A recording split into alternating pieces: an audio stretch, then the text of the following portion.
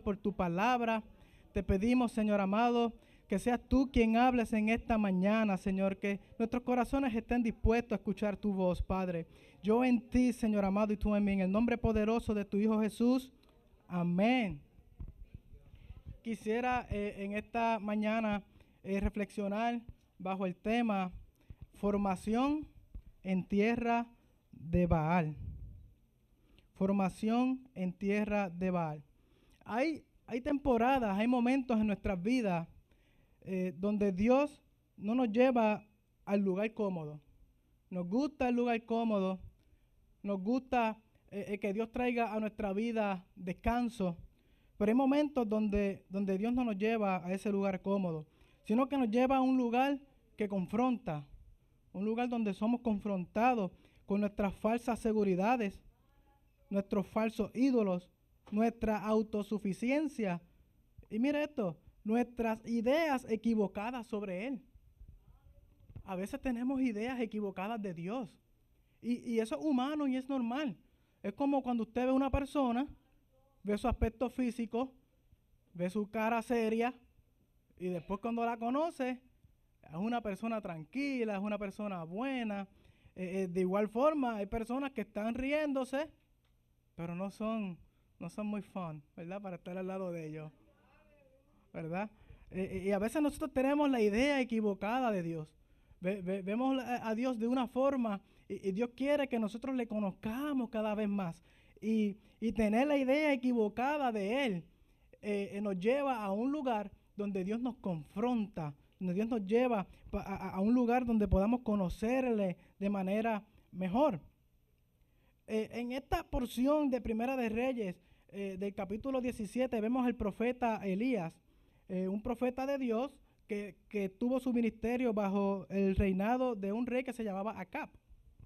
Este rey era un rey brillante en el sentido de la economía, hacer tratados con otras naciones, levantar la economía del país, mover proyectos, adelantar la economía, todas esas cosas. Este hombre era brillante. Sin embargo, en su obstinación por querer establecer una buena economía en su país, hizo una alianza donde se casó con una mujer que se llama Jezabel. Y ese nombre usted lo habrá escuchado, no por buena reputación. Es un nombre, ¿verdad? Que cuando usted quiere insultar a alguien, usted dice, esa mujer es una Jezabel. De que no es un nombre para hacer, ¿verdad? No es un nombre bíblico, no. Es un nombre, ¿verdad? Como para insultar a alguien. Ahí está, un insulto cristiano. Entonces, esa mujer estableció el culto a Baal o la idolatría a Baal en el pueblo de Israel. Baal era un dios que se conocía por ser el dios de la fertilidad y de la lluvia. La lluvia, la fertilidad, la comida, la vida. Y simbolizaba eso, simbolizaba que tú adorabas a Baal y ese Dios te iba a dar fertilidad en la vida, te iba a dar prosperidad, ibas a tener comida, ibas a tener alimento, iba a haber siempre lluvia abundante en tu casa. Y esa mujer trajo de su cultura, de su país, ese Dios pagano y lo introdujo dentro del pueblo de Dios. De manera que a Dios le incomodó cuando su pueblo comenzó a desviar su mirada hacia un Dios que no existe, un Dios pagano, un Dios falso, simplemente por un movimiento, una estrategia política y administrativa. Se fija que muchas veces tomando decisiones estratégicas y administrativas para nuestra vida o para nuestra casa, muchas veces adoptamos conceptos que no son muy bíblicos. Entramos en una perspectiva de Dios que es la equivocada y creemos que si somos cristianos, la vida nos debe de ir de cierta forma, no como la Biblia lo dice, sino como nosotros mismos la entendemos. Y el hecho de que pensemos de esa manera, Dios en su misericordia muchas veces nos lleva a un lugar donde tal vez no es muy cómodo, pero un lugar donde podamos conocerle de manera real, para que nosotros podamos entender que no hay Dios sino solo Él, que fuera de Él no hay sustento, que Él es la vid y nosotros los pámpanos, y fuera de Él no somos nada. dentro de todo esto, Dios utiliza el profeta Elías para profetizar una sequía. ¿Por qué una sequía? Y no una tormenta o aguas con sangre, como lo hizo Moisés. La idea de la sequía era que Baal era el dios de qué? De la fertilidad, de la lluvia, de la cosecha, de la comida y de todas esas cosas y de la vida, de la provisión. Y la historia de Baal, la historia pagana, ¿verdad? Dentro de la historia pagana de Baal, dice que cuando había sequía en la tierra, era que por alguna razón Baal había sido vencido y se fue a esconderse en algún lugar y no llueve hasta que él regrese. Eso es lo que era, ¿verdad? La historia del dios pagano. Y entonces, ¿por qué razón entonces Dios introdujo sequía? Porque Dios quería darle a la gente a entender que Baal había sido ¿qué? Vencido. Se fue, se escondió. Prometió lluvia y no trajo lluvia. Prometía comida y no trajo comida. O sea que el hecho de que haya muchas veces sequía en nuestra vida es que Dios nos está llevando a un lugar incómodo para decirnos que el gobierno de este mundo ha sido ¿qué? Vencido. En el mundo tendréis aflicción, mas confiad, yo he vencido. La situación que tú estás viviendo es una situación difícil. Te pone de forma incómoda. Nos hace llorar, nos hace perder el sueño. Pero esa situación difícil no es para destruirte. Vas a tener aflicción. Pero esa situación que estás pasando es una sequía temporera. Dios te está dando a entender que Él ha vencido el mundo. Él ha vencido la falsa confianza, las falsas inseguridades. Y está tratando de cambiar la idea que tú tienes de Dios.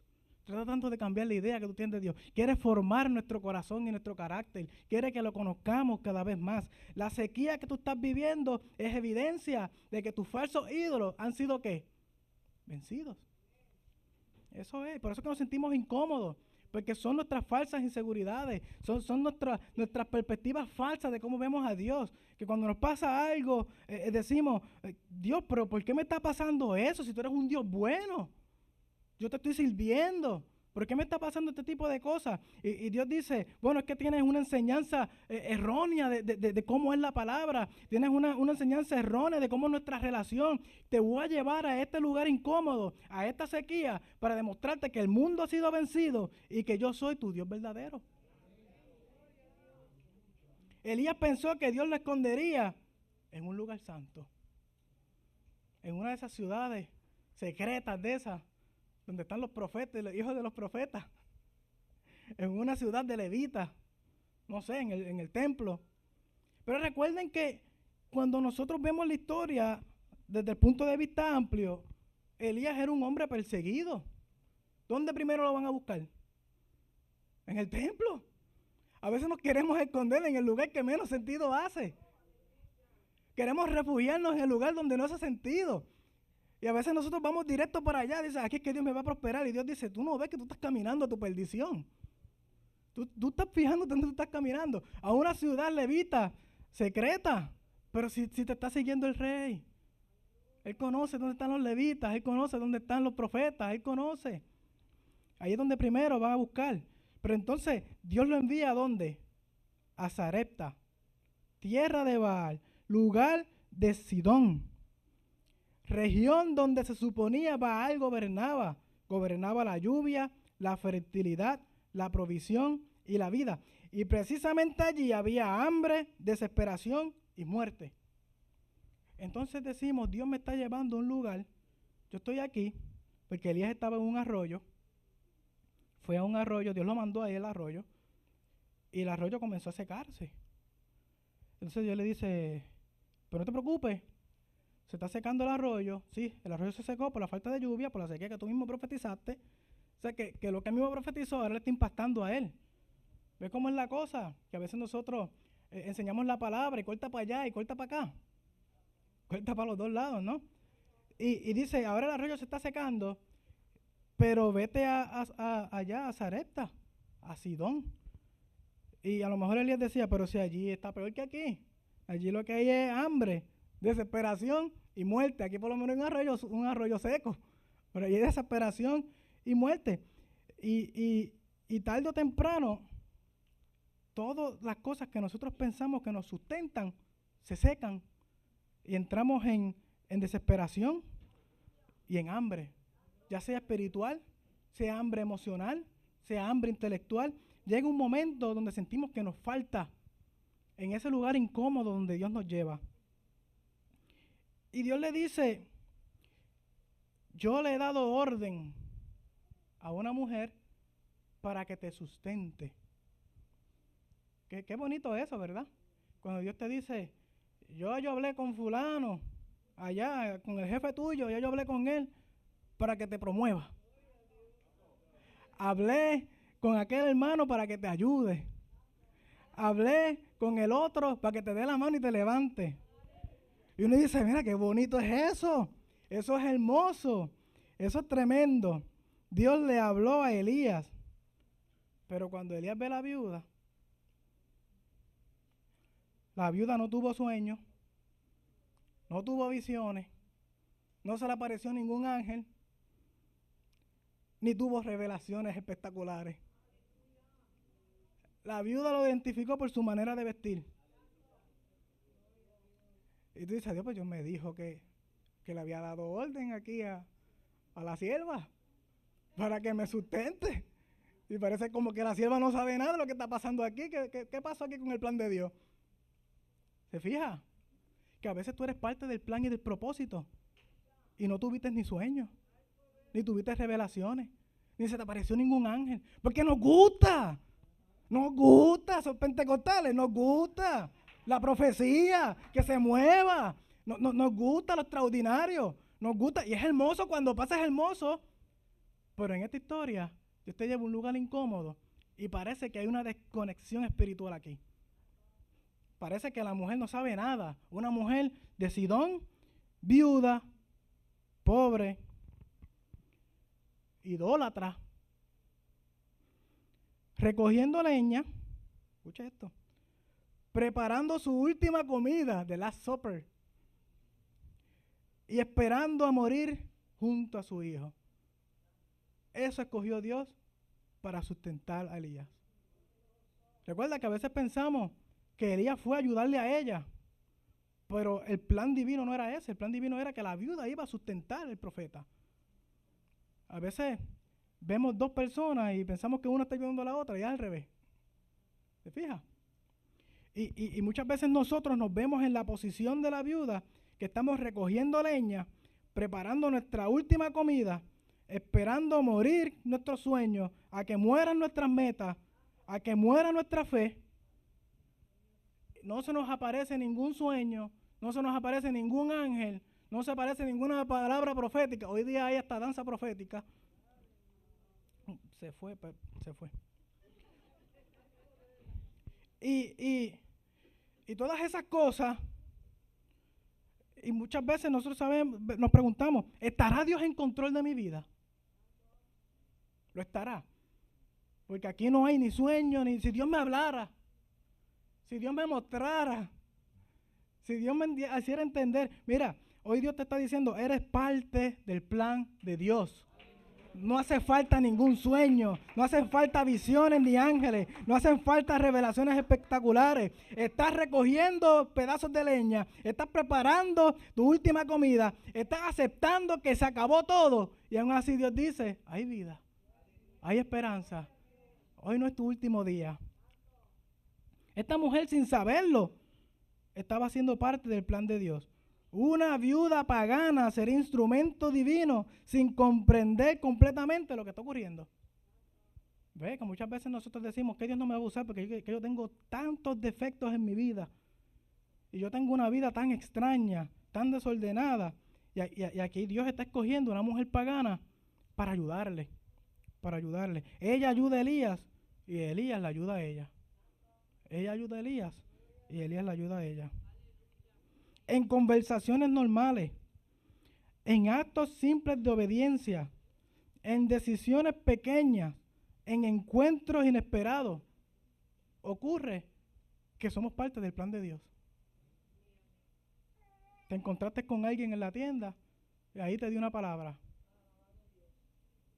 Mira, que hay gente que no quieren ir al dollar store, que no los vengan, entren con máscara. Y ahí te encontraste con todo el mundo, te encontraste allí. Y ahí Dios te habló. Bueno, son cosas, ¿verdad? Como están las cosas hoy día, yo creo que a nadie le importa si va al dollar store o no. Pero así es.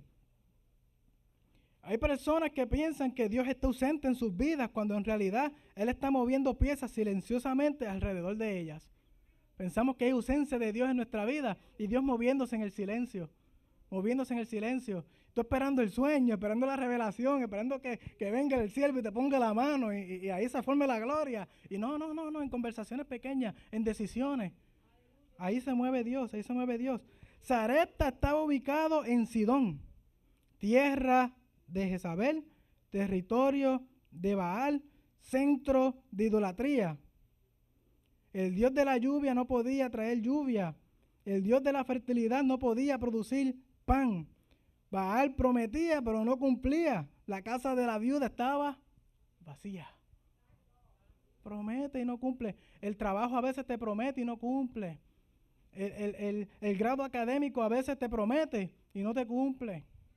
A veces en las empresas, los trabajos, los jefes te prometen y no cumplen. A veces hay amistades que te prometen y no cumplen. El banco a veces promete y no cumple. Los abogados a veces te prometen y después no cumplen. Esos son sistemas de este mundo. Tú tienes que entender que cuando Dios promete, Dios cumple. Cuando Dios promete, Dios cumple. Sistemas que provienen vida, pero colapsan cuando llega la sequía. Cuando llega la sequía, el banco no quiere ayudar. Cuando llega la sequía, ahí los abogados no ayudan. Ahí resuélvete tú ahí como puedas. Cuando llega la sequía, ahí le dan la posición al otro. Cuando llega la sequía, ahí el trabajo se pone inestable. Cuando llega la sequía, cuando más lo necesita, es interesante que en la historia pagana, como había dicho, la sequía era evidencia de que Baal había sido vencido. Ese es el lugar incómodo. Cuando Dios comienza a probarte que Dios venció este mundo y que los sistemas de este mundo son falsos. La buena noticia es que si tú pusiste tu esperanza en tu trabajo, si tú pusiste tu esperanza en el intelecto, en lo académico, si tú pusiste tu esperanza en tus destrezas, Dios no viene a juzgarte. Dios viene a dejarte saber que ahí donde tú estás, ahí Él también se aparece. Pues pusiste tu confianza en algo equivocado. Pues Dios llega a decirte, no hay problema, ahora confía en mí. Ya yo te mostré que eso es falso. Por eso es que Dios quiere cambiar la perspectiva de nuestras vidas, ¿no? Él no aparece para destruir, sino para revelarse. La viuda con un background pagano, adorando a Baal, creció en el sistema equivocado. Y muchas veces eso fue lo que nos enseñaron nuestros padres. Eso fue lo que nos enseñó la universidad. Ese fue el training que nos dieron. ¿Qué training me dieron? No, tú tienes que ser más listo que los demás. Tienes que avanzar a los demás. Estudiar más que ellos, ser mejor que ellos. No dejes que ellos se te adelanten. Tú dame demostrar que tú eres multitasking. Ahí, toma las posiciones altas. Ve a conquistar en los trabajos. Demuestra tus habilidades. Estudia lo más que puedes. Esfuérzate. Pon tu confianza en tu talento. Confía en ti mismo. ¿Ves? Somos entrenados de esa forma. Haz un buen saving. Una cuenta de ahorro. Compra tal policy. Compra tal otro. Compra esta garantía. Compra esto. Cuando la cosa se ponga... Y todo eso. Y eso no es malo. Son cosas buenas. Pero nuestra confianza no puede estar en eso. Nuestra confianza tiene que estar en Dios y que todo lo que alcancemos le demos la gloria a Dios y que si alcanzamos algo es porque Dios nos permitió hacerlo. Pero la mujer creció en el sistema equivocado y muchas veces nuestra instrucción de niños, jóvenes y adultos ha sido equivocada. Nuestra cultura en nuestro país tal vez ha sido la equivocada. Nos enseñaron a comportarnos de cierta forma, a tener un carácter de cierta forma, a expresarnos de cierta manera, a vivir de cierta manera. Y ahora Dios nos pone en un lugar incómodo, nos manda Sarepta, manda una sequía para que nosotros podamos ver. El problema no es la sequía. La sequía nunca es el problema. La sequía es el vehículo que Dios utiliza para que tú puedas ver cuál es tu verdadero problema. La sequía nunca fue el problema. Antes de la sequía, la viuda era viuda. Antes de la sequía, la viuda era pobre. La sequía simplemente lo que le hizo ver fue su actitud, su carácter y lo errónea que ella estaba.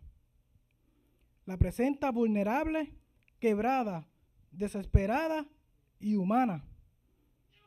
Y así pagana como era, Dios no llegó diciéndole arregla tu vida. Mira esto qué lindo. Elías no llega a decirle conviértete y arrepiéntete y cambia tu vida y ponte a adorar a Dios lo que tienes que hacer y restituye los ídolos. No. ¿Tenía que hacerlo? Claro que sí. Pero eso no fue lo primero que Dios le dijo. Lo primero que Dios le dijo fue, dame un lugar en tu casa. Llegó el profeta, simbolizando, ¿verdad?, la presencia de Dios para que se quede en su casa. Ay, qué escándalo. Un hombre hebreo quedándose en una casa con una mujer sola y su hijo. ¿Qué pasa eso hoy día? Para que tú veas. No, que en aquel tiempo acostumbraban, pero una mujer viuda con su hijo, y ahí va el profeta en una sequía. A veces nosotros tomamos la decisión de servirle al Señor y así mismo la gente lo ven. Dicen, este tipo se volvió loco. Y el único día que tú tienes de descanso, tú lo pasas ¿dónde? En la iglesia. A ver, ¿a qué hora tienes que levantarte? Y ya. Y después el lunes a trabajar otra vez. Ay, no. Y hoy está lloviendo. Y yo hablando aquí de sequía. Qué cosas, ¿no? Y tú tomas la decisión de servirle a Dios y de venir el martes y de decir, ¿tú sabes qué? Yo le voy a dejar las cosas en las manos de Dios. Y la gente dice, este se volvió loco. Este se volvió loco de verdad. Tú vas allá a la iglesia, esa gente allí que lloran y levantan las manos allí, pues, ¿verdad? Esa es la perspectiva, ¿verdad? De lo que ocurre. Un hombre extraño como Elías hospedarse con una viuda. Y cuando estas dos personas se encuentran, mira esto que interesante, la viuda se convierte en profeta también. Mira esto, mira esto. La viuda le dice, vive Jehová, tu Dios. No el mío, que el mío es Baal. El tuyo. Porque lo vio así vestido de hebreo, ¿no? Vive Jehová, tu Dios. Que voy a preparar esto, nos lo vamos a comer y nos moriremos. Yo ya había aceptado el final. Yo ya había aceptado la derrota.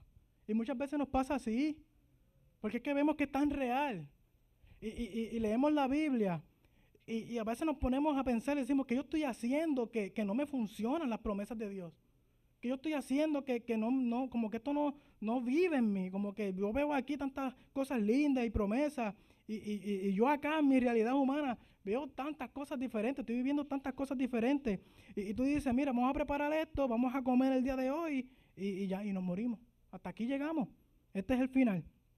Pero entonces viene el profeta y le dice, vamos a hacer una cosa. Hazme a mí primero, y la harina de la tinaja no escaseará, ni el aceite de la vasija disminuirá, hasta el día en que Jehová haga llover sobre la faz de la tierra. Oye, no tenía para el día de mañana y lo poco que tiene, ahora el profeta se lo quiere quitar. Y ella dice, yo me imagino a ella diciendo, bueno, que me muera hoy, que me muera mañana, como quiera me voy a morir, pero yo te doy la comida a ti entonces, cómetela tú. Y cuando la mujer comienza a hacerlo, tal vez no con certeza, tal vez con miedo, pero aceptando esa propuesta, ahí donde la orden divina de Dios cobró vida. La orden divina de Dios cobra vida cuando nosotros nos movemos a dar ese primer paso de fe. Cuando Dios te mostró una estrategia y tú das ese primer paso. Cuando Dios te dice, pero sírveme a mí primero. Ese domingo, no sé, ese domingo son las únicas horas que me dan. Sírveme a mí primero. Si no puedes domingo, ven el martes. Ven el jueves de oración. Ven, sírveme a mí primero. Déjame entrar a tu casa. Ese paso de fe. No es que tú traigas aquí tus diezmos y ofrendas. Es que tú le des de tu corazón primero a Dios. Esa primera hora de la mañana, dáselas a Él. Ese primer momento de tu vida, dedícaselo a Él. Tus talentos, tus dones, dáselos a Dios primero. Eres bueno y elocuente hablando, dedícale esa destreza a Dios. Eres bueno en la música y cantando, dale esas primicias a Dios. Dios te está diciendo, da ese paso, sírveme a mí primero. Y Dios te dice, y no escaseará, ni la harina en la tinaja, ni el aceite en la vasija disminuirá. Durante ese momento de sequía, durante ese momento difícil, no vas a escasear. Pero tienes que servirle a Dios primero. Hay que darle ese paso de fe. Ese paso de fe. Esas ideas que Dios sembró en tu corazón, dáselas a Dios primero. Y esto no tiene sentido. Pero la harina comenzó a multiplicarse. Ahora escucha esto. No fue que Dios le llenó un warehouse de harina y hizo un negocio de harina y vendía allá en Sarepta, se convirtió en la CEO de Sarepta Harina Company y se hizo millonaria. No, le dio harina para cada qué. No le cambió el menú. No fue que aparecieron bueyes y ganados y ahora están comiendo steak todos los días y vivieron felices por siempre. ¿Qué fue lo que le multiplicó? La harina y el aceite, lo mismo que ella tenía. Tú no necesitas algo diferente. Tú no necesitas un upgrade. Tú lo que necesitas es que Dios te multiplique lo que ya tú tienes. Lo necesario. Día tras día le daba provisión. No quería solamente darle provisión, quería enseñarle dependencia de Dios. Dependencia de Dios. No necesitamos algo diferente. Elías no llegó fuerte donde la viuda, llegó como necesitado. Su arroyo se había secado, estaba huyendo y dependía completamente de otros. Dio un profeta cansado y una viuda quebrada. ¿Sabes qué es lo interesante? Que a veces somos el profeta y a veces somos la viuda. Así es la vida. A veces somos el profeta que necesita y a veces somos la viuda quebrada. Y a veces estamos de líderes en la iglesia ministrando la palabra, pero necesitando también de hermanos que nos den esa palabra de aliento. De hermanos que nos den también ese abrazo. Hermanos también que nos digan, tú estás bien, se puede. Al que está ministrando, sí, el que está ministrando. Él también necesita de ti. Tú necesitas del ministro y el ministro necesita de ti. Ambos necesitaban algo. La viuda sostuvo físicamente al profeta y el profeta sostuvo espiritualmente la esperanza de la viuda. Y aún lo más sorprendente de la historia está a punto de ocurrir. Todavía está a punto de ocurrir. La harina no se acabó, pero el niño de la viuda se enfermó y murió. Una viuda con un hijo. Llega el profeta. Hay provisión. Wow, qué tremendo. Mira, esta harina no se acaba. No tiene fondo, no tiene fondo, no tiene fondo. Y ahí entra, ¿qué? La tragedia. Ahí entra la tragedia. ¿Por qué entró la tragedia? Si está el profeta que simboliza la presencia de Dios. Hay un milagro que ocurre día a día. Día a día se multiplicaba la harina y el aceite. Día a día, constantemente, un milagro divino en la casa. Y aún así, llegó la tragedia. Es que Dios quiere cambiarnos la perspectiva de lo que es caminar en Él. El que tú seas cristiano y le sirvas al Señor no significa que la tragedia no va a tocar la puerta de tu casa. Pasa. ¿Qué ocurre cuando llega la tragedia? Mira esto que interesante. ¿Qué ocurre cuando llega la tragedia? Mira que la viuda dice, has venido, le dice el profeta, has venido para traer a memoria mis pecados y hacer morir a mi hijo. Porque era una mujer pagana. Ella le servía a Baal. Y entonces llega este profeta y esta mujer, la culpa que estaba dormida en ella se despierta ante esta situación. Porque recuerda que el problema nunca es la sequía. La sequía y todo esto Simplemente lo que está haciendo es que está destapando todos los problemas que hay. Una mujer sin esperanza, una mujer que se dio por vencida, un profeta cansado y huyendo y no sabe de quién depender. Tiene que aprender a no juzgar, tiene que aprender a aceptar ayuda de la persona que a lo mejor piensa es inmunda. ¿Ah?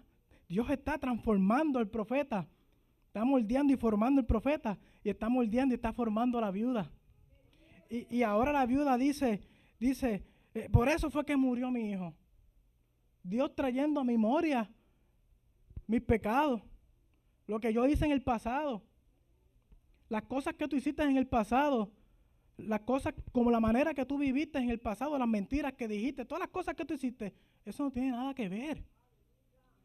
No tiene nada que ver. ¿Tú sabes qué es lo más interesante? Que cuando el profeta escucha que la mujer le dice eso, ¿tú sabes lo que él hace? Se confunde y hace lo mismo. Va donde Dios y le dice, oye, y la mujer que me está ayudando, también le quita el hijo para afligirme. ¿Sabes? El profeta diciendo que ahora yo que hice malo. Y la mujer dice que yo hice malo, los pecados del pasado. Y el profeta dice, y que yo hice malo aquí ahora. Me secaste el arroyo y ahora me está sacando de aquí. No tiene nada que ver con eso. Pero el ser humano es así. Cuando nos pasa algo malo, pensamos que es por un pecado que hicimos. Hermano, mira, eso del karma, eso no está en la Biblia. ¿Tú sabes lo que está en la Biblia? Yo te voy a decir lo que está en la Biblia. Mira, yo te voy a decir lo que está en la Biblia. Miqueas 7, 18 al 19. Que Dios como tú, que perdona la maldad y olvida el pecado del remanente de su heredad, no retuvo para siempre su enojo, porque se deleita en misericordia. Él volverá a tener misericordia de nosotros, sepultará nuestras iniquidades y echará en lo profundo del mar todos nuestros pecados. ¿Ah? No, Dios vino ahora a cobrar, a sacar en cara. No, Dios no es así. Así somos nosotros. Dios no es así. ¿Qué dice Isaías 43, 25? Yo soy el que borro tus rebeliones y no me acordaré de tus pecados.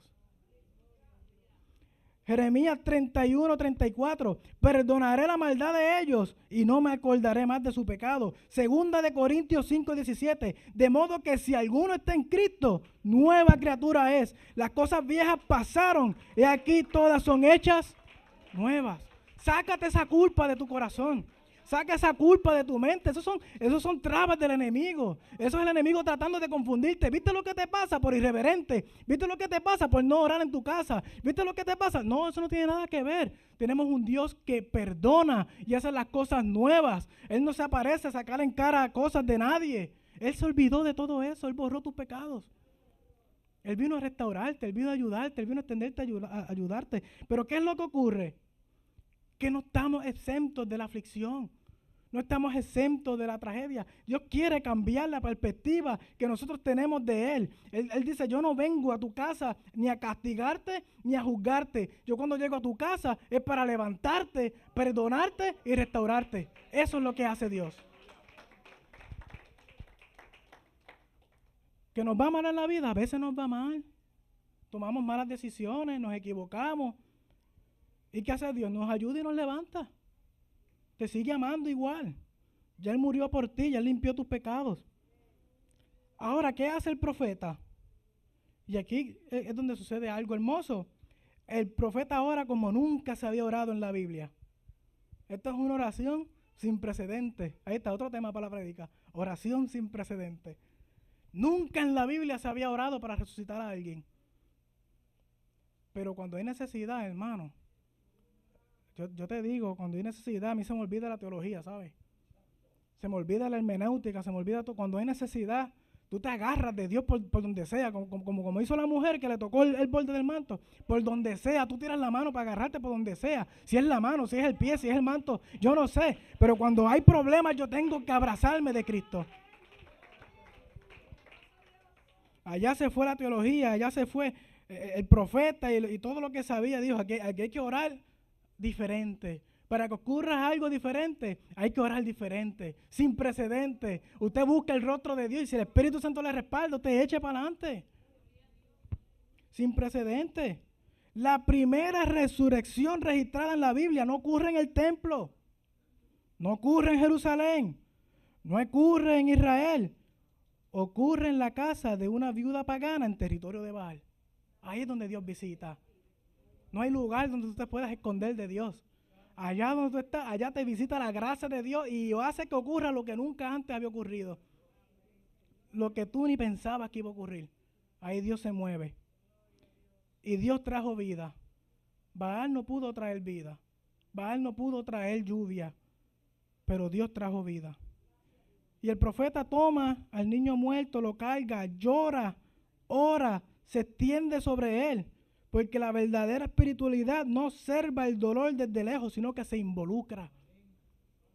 Cuando nosotros queremos ayudar a alguien, nos involucramos con esa persona, lloramos con esa persona, oramos con esa persona. A veces no sabemos ni qué decir.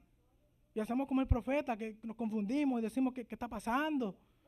No piense usted que porque una persona sea un líder cristiano, no llega en su vida confusión.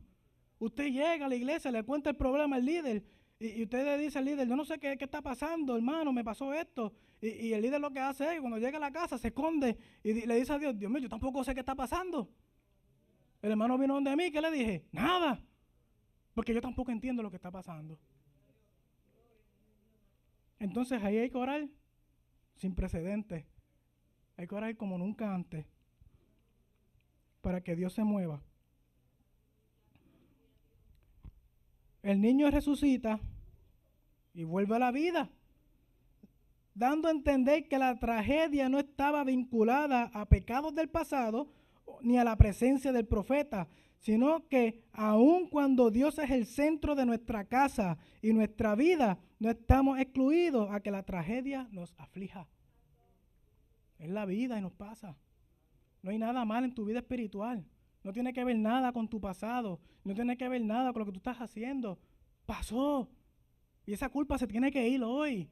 Tú no puedes irte a tu casa y pensando que las cosas están pasando porque hiciste algo mal. No, Dios te perdonó. Tú eres libre de todo pecado.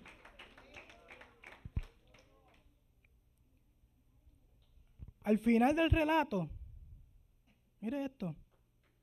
Al final del relato, la viuda sigue siendo viuda. Probablemente sigue siendo pobre. Sigue viviendo en Sarepta.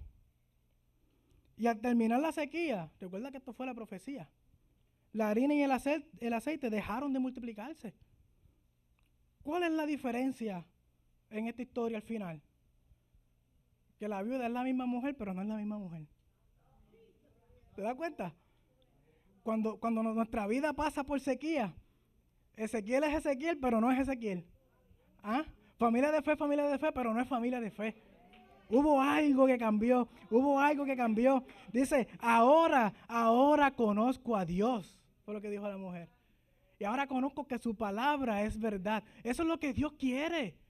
Dios no viene a juzgar, ni a sacarte en cara los pecados tuyos, ni lo que tú hiciste cuando eras más joven, nada de eso. Dios lo que quiere es que al final de la historia, cuando tú llegues al cielo, tú digas, yo conozco que Jehová es Dios, que no hay nadie como Él y que su palabra es verdad. Eso es lo que pasa en la historia. Lamentablemente, seguimos siendo clase media, seguimos comiendo harina. No hay compañía de harina ni de aceite, no aparecieron los bueyes. A veces Dios lo hace y es bueno cuando Dios lo hace. Pero es que muchas veces predicamos de cuando Dios trae los bueyes y se nos olvida que la viuda siguió siendo viuda, que la viuda siguió siendo pobre. Y a veces no nos gusta, pero es que a veces que nos pasa eso. A veces Dios lo único que hace es que nos visita, transforma nuestro corazón y se queda morando en nuestra vida. Y seguimos con las mismas condiciones. Porque la sequía no hizo a esta mujer viuda, ni la sequía la hizo pobre. Ya ella era viuda y era pobre. La sequía simplemente demostró que tenía unos problemas de inseguridad, de esperanza. Tenía confianza en el gobierno equivocado, no el de Cristo. Y se había dado por vencido en la vida. Y Dios le dijo, no es así. Yo vine a tu casa para darte vida y vida en abundancia. Y entonces ella resiste porque ella dice, no, yo no puedo dejar que esto pase porque yo tengo culpa del pasado. Y Dios le dice, eso está perdonado. Y eso pasó. Eres nueva criatura. Y la mujer es la misma mujer, pero no es la misma mujer. Dios transformó su dolor, su casa y su vida. Y muchas veces nosotros vivimos sequías internas, falsas seguridades, y nuestra confianza se pone en lugares donde fallan. Pero Dios entró a Sarepta, y hoy día Dios sigue entrando en casas disfuncionales. Dios sigue entrando en corazones cansados. Dios sigue entrando en vidas llenas de culpa por errores del pasado. Dios sigue entrando en lugares donde la muerte parece el final. Y Dios sigue formando personas aún en tierra de Baal. Sarepta significa lugar de refinación. Mira qué lindo esto. Lugar de refinación.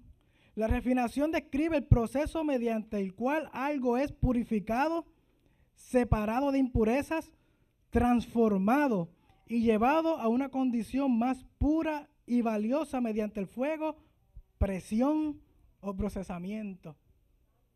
A veces Dios nos mete en el fuego, nos pone bajo presión y nos procesa para que podamos ver que Él ha vencido a este mundo, para que podamos ver que Él no saca en cara pecados del pasado, sino que Él es un Dios que restaura y que perdona. Jesús mismo dijo, no ruego que los quites del mundo. El mundo es la tierra de Baal. No ruego que los quites del mundo, sino que los guardes del mal. No son del mundo, como tampoco yo soy del mundo. Santifícalos en tu verdad, y tu palabra es verdad. ¿Qué hizo Dios con la mujer? La santificó, la separó para Él y le enseñó que la palabra de Él es verdad. La mujer dijo, ahora conozco que tú eres varón de Dios y que la palabra de Jehová es verdad en tu boca. Eso es lo que Dios quiere que nosotros hagamos hoy día. Que reconozcamos que la palabra de Dios es verdad. Que pongamos nuestra confianza solamente en Él. Y que no tengamos ese sentido de culpa en nuestros corazones y en nuestra mente. Ponte de pie conmigo. Dios nos lleva a lugares incómodos. Dios nos lleva al lugar de refinamiento para procesarnos. La situación en la que tú te encuentras, esa sequía no es el problema. Dios está utilizando eso para que nosotros veamos cómo nosotros estamos delante de Él. No para juzgarnos, sino para ayudarnos. A todos nos ha tocado ser Elías y a todos nos ha tocado ser la viuda. Y lo importante es que Dios unió a esas dos personas para formarlos y para revelárseles. Nosotros en esta iglesia, el pastor tuvo a bien poner este año bajo el lema Sofá. Y dentro de lo que es el servicio, la obediencia, la F es formación y la A de amor. Hoy Dios nos ha hablado de formación. A veces tenemos la idea equivocada de lo que es Dios. Y cuando nos llega la tragedia y el momento difícil, pensamos que es por nuestro pecado o algo que dejamos de hacer o no oramos suficiente. No tiene nada que ver con eso. Simplemente la vida ocurre. La tragedia llega. A veces nos enfermamos, a veces tenemos pérdidas, a veces tenemos situaciones duras. Dios lo que te dice es, en ese proceso, sírveme a mí primero. Sírveme primero. No te desenfoques. Olvídate de la sequía. Sírveme a mí primero. Yo te voy a sustentar. No es que te vas a hacer millonario, pero te voy a sustentar. No es que te voy a promover y te voy a poner en una plataforma que todo el mundo te vea, pero te voy a sustentar. Voy a perdonar tus pecados. ¿Me dejas entrar en tu casa? ¿Me puedo quedar contigo? Saca de tu mente el sentido de culpa. Hoy acuéstate a dormir tranquilo. Confía en Él. Él te sustenta. Padre, te damos